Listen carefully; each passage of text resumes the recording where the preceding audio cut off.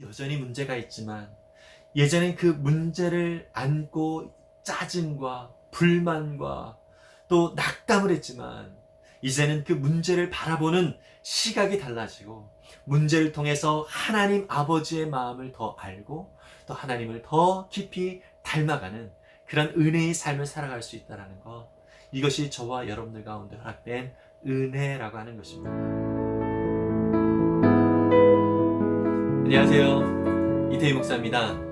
오늘도 우리에게 귀한 날 주신 주님께 감사를 드립니다. 오늘 우리에게 은혜를 주신 하나님의 말씀은 신명기 19장 1절에서 14절까지의 말씀입니다. 제가 세번역 성경으로 읽도록 하겠습니다.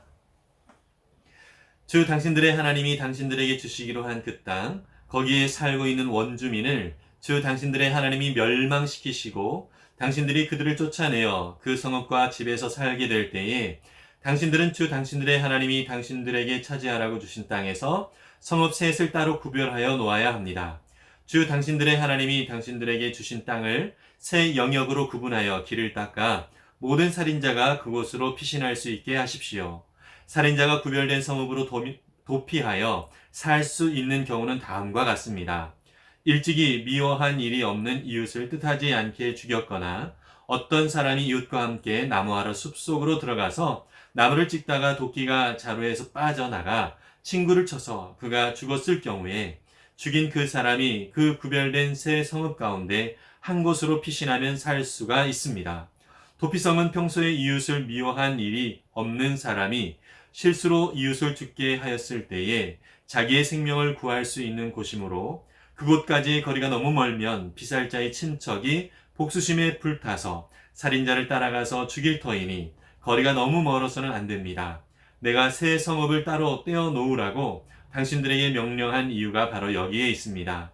주 당신들의 하나님이 당신들의 조상에게 맹세하신 대로 당신들 땅의 경계를 넓혀주시고 당신들의 조상에게 약속한 모든 땅을 당신들에게 주실 때에는 또 내가 오늘 당신들에게 명하는 이 모든 명령을 당신들이 성심껏 지키고 주 당신들의 하나님을 사랑하며 그가 가르쳐 주신 길을 잘 따라갈 때에는 이 새 성읍 말고 또 다른 새 성읍을 구별해야 합니다.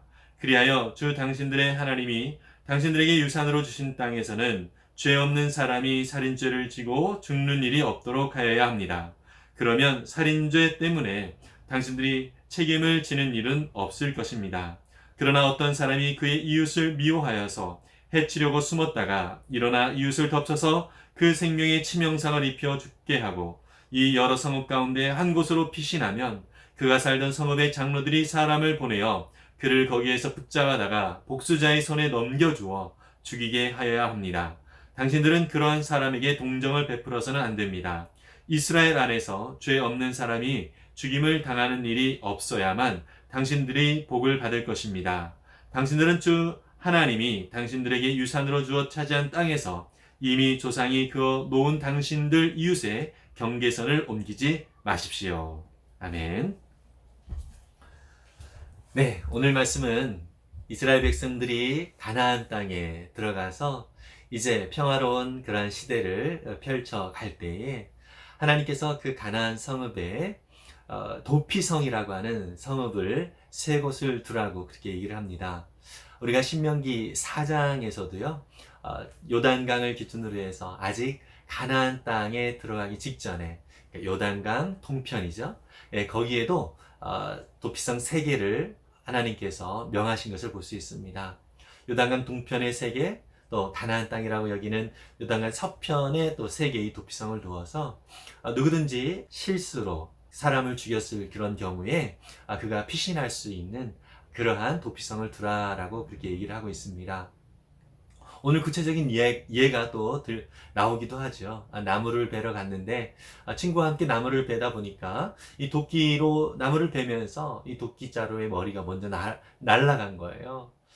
그러면서 그것이 우연히 그 친구의 머리를 쳐서 결국 친구가 죽게 되었었을 때, 이러한 경우에 참 너무나도 안타까운 일이 벌어진 것이죠.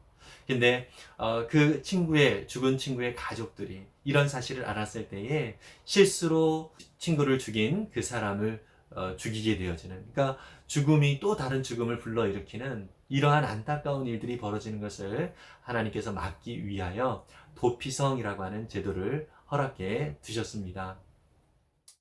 그래서 이 도피성 안에서는 물론 고의로 도피성에 들어가게 되어졌을 경우에 그 사람을 끌어내어서 죽이도록 그렇게 또 말씀도 하고 있지요.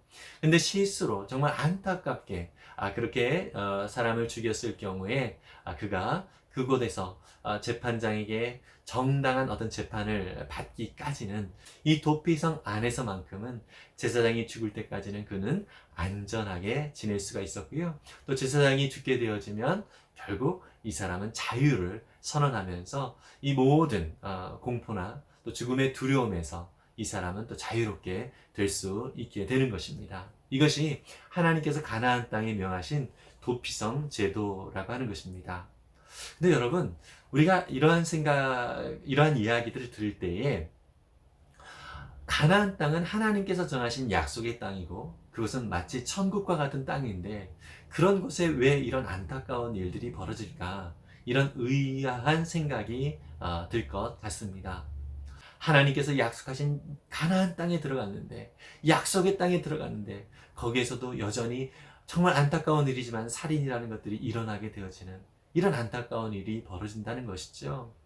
다시 말해서 우리가 예수를 믿으면 이 예수님 안에서 참된 평안과 참된 만족과 어떤 문제가 없어야 될 텐데 여전히 우리는 예수님을 믿음에도 불구하고 문제를 직면을 하게 되어진다라고 하는 것이죠. 이런 문제들을 그러면 우리가 어떻게 이해를 하고 또 그것들을 어떻게 우리가 대면을 해야 될 것인가, 이러한 질문을 우리는 할 수 있습니다. 여러분, 이 세상은요, 여전히 아픔과 또 죽음이 있는 곳입니다. 그리고 이것이 내 의도와 또 나의 어떤 생각과는 전혀 상관없이 이루어지는 그러한 곳이기도 하지요. 예상할 수 없는 그런 문제들이 우리 가운데 생기게 되어지고요. 심지어 죽음이라고 하는 것이 우리를 여전히 사로잡고 있는 그런 상황 가운데 있다라고 하는 것입니다. 여러분, 그렇다면 예수님을 믿어도 가나안 땅에 들어가도 이런 문제가 있고 예수님을 믿어도 여전히 이 세상은 이런 문제가 있는데 이렇다면 우리가 굳이 예수님을 믿을 필요가 뭐가 있는가, 이런 생각이 들 수도 있습니다.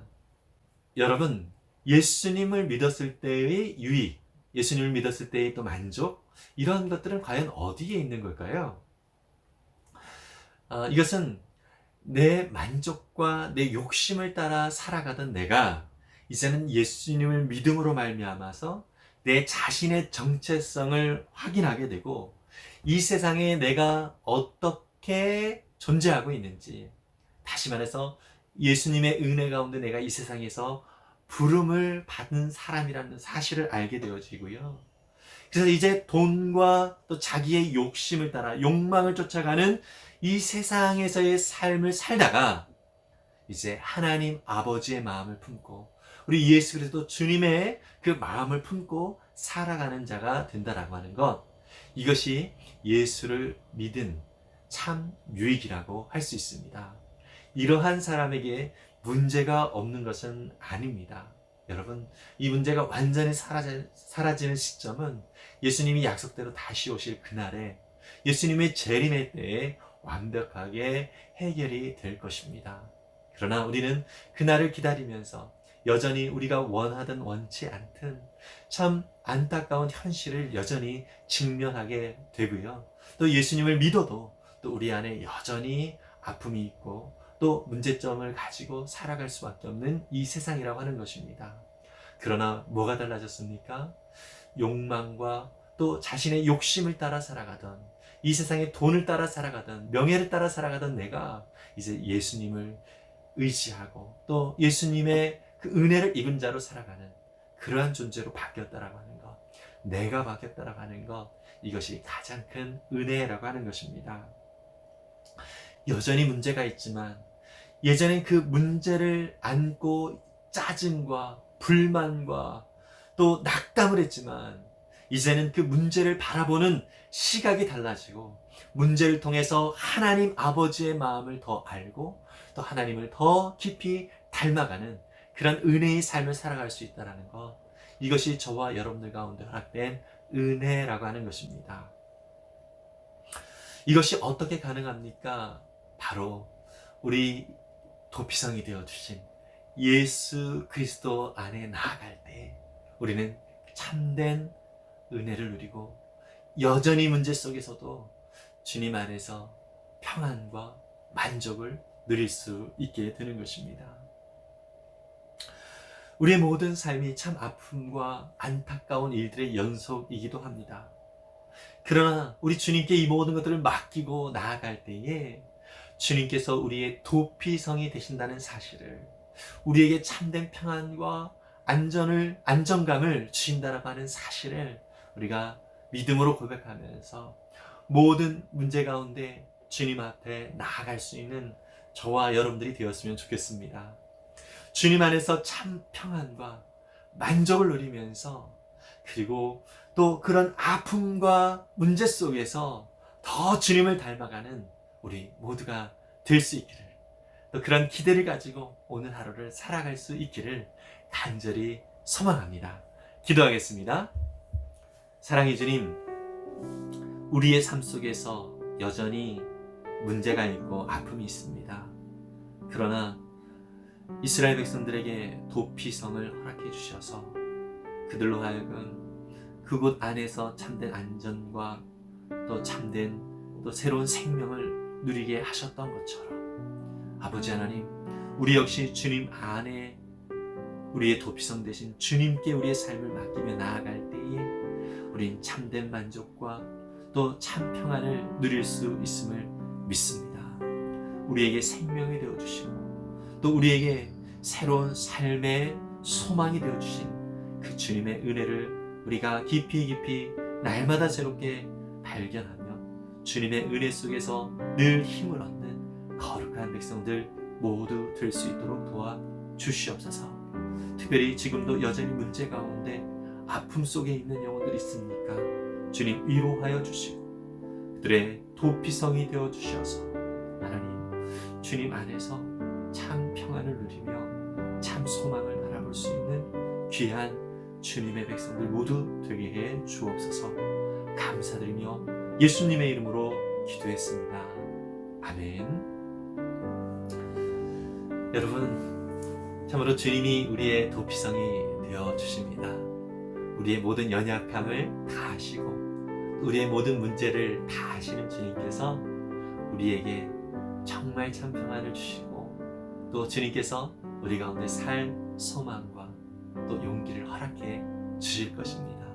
우리의 모든 문제들, 모든 아픔들 우리 도피성 되신 주님께 맡기면서 오늘도 주님 안에서 힘을 내고 또 주님 안에서 참 승리를 할 수 있는 우리 모두가 될 수 있기를 간절히 바랍니다. 하늘 복 많이 받으세요. 샬롬.